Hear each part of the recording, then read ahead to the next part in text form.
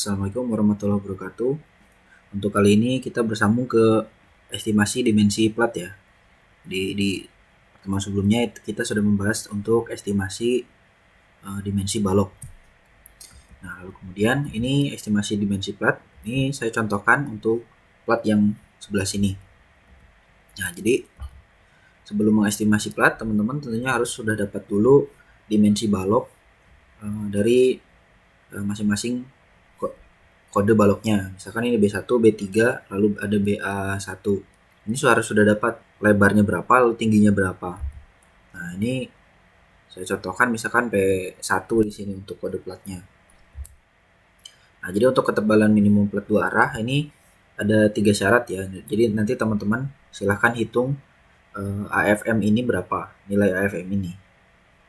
AFM itu adalah nilai rata-rata dari kekakuan balok. Ini nilai AF untuk semua balok pada tepi-tepi dari satu plat. Nah, AF ini adalah rasio kekakuan penampang lentur. Nah, ini rumusnya modulus elastisitas dari balok. Nah, yang ini modulus elastisitas dari balok dikalikan dengan inersia dari baloknya 1/12 BH pangkat 3. Nah, yang ini E-nya modulus elastisitas dari plat, lalu dikalikan dengan inersia dari platnya. Nah, untuk B-nya sendiri plat dipakai 1000 atau tinjauan 1 meter. Untuk H-nya nanti untuk sementara ini dipakai dulu 120 mm. Nah, untuk ini keterangan lainnya bisa dibaca sendiri. Ini ada LN, ada B, rasio bentang bersih dan sebagainya. Nah, jadi pada dasarnya teman-teman menghitung alpha F ini dari masing-masing sisi. Lalu kemudian di rata-rata untuk mendapatkan nilai AFM ini. Nah, AFM ini nanti masuknya ke syarat berapa nih? Apakah syarat pertama, apakah syarat kedua, apakah yang ketiga? Nah, nanti tergantung dari nilai AFM. Nah, ini saya contohkan untuk perhitungannya seperti apa.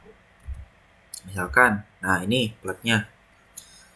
Itu ada bentangan balok dengan bentangan 8000, lalu ada bentangan 4000. Tapi yang 8000 ini nanti dibagi 2 sehingga 4000 dengan 4000 juga. Nah, ini teman-teman harus dapat dulu kodifikasi baloknya. Itu berapa dimensi B dan H-nya, atau lebar dan tingginya. Misalkan seperti ini, lalu tebal P1-nya atau tebal plat lantainya ini kita asumsikan 120 terlebih dahulu, karena kita butuh tebal untuk menghitung kekakuan.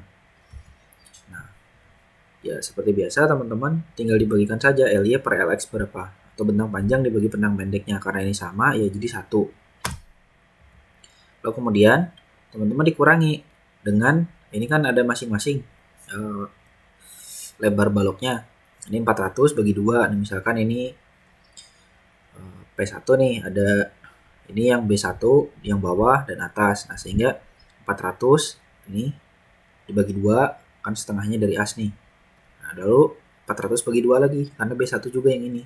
Lalu yang bawahnya ini 350 dari B3 dibagi 2. Lalu kemudian 250 dari BA1 dibagi 2 juga.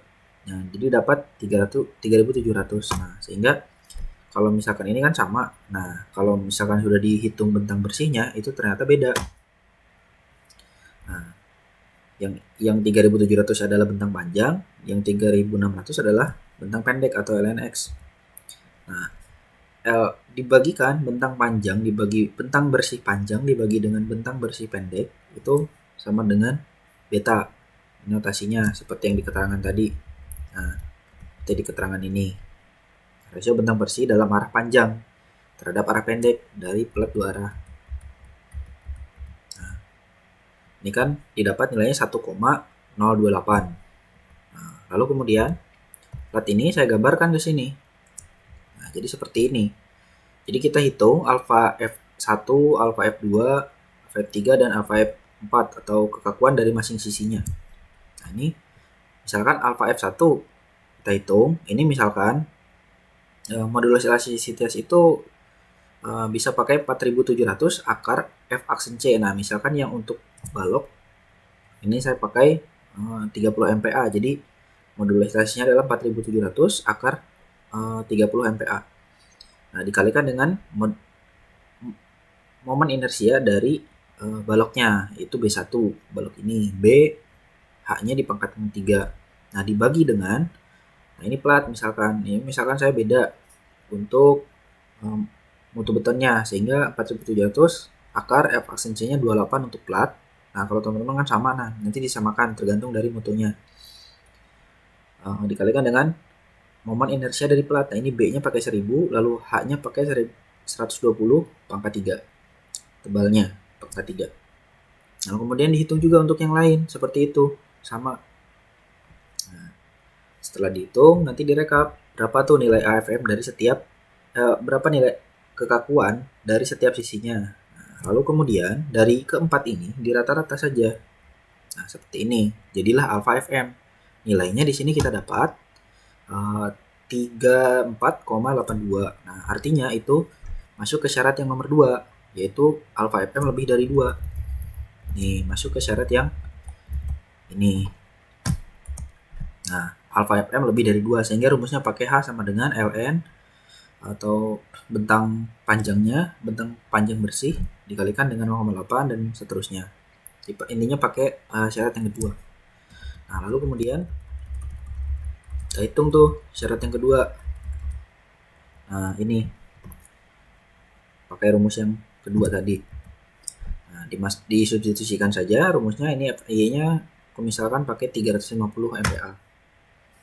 Nah, lalu kemudian kita dapatkan 85,85. Nah, ini milimeter satuannya. Jadi ini adalah tebal minimumnya ya, berdasarkan syarat SNI 2847 2013. Nah, dipakai tebal plat, ini kan minimumnya segini, 85,85 mm. Nah, kita pakai saja untuk tebal platnya adalah 120 mm untuk lantai dan 100 mm untuk atap. Jadi sudah jelas beda. Nah, karena ini kenapa dibedakan? Karena untuk atap itu kan bebannya lebih kecil, beban hidupnya hanya menahan beban hujan saja. Dengan untuk beban lantai itu ada beban kantor dan beban partisi nanti lebih besar, sehingga ini dibedakan. Baik, sekian untuk penjelasan mengenai estimasi. Silahkan dikerjakan. Terima kasih. Wassalamualaikum warahmatullahi wabarakatuh.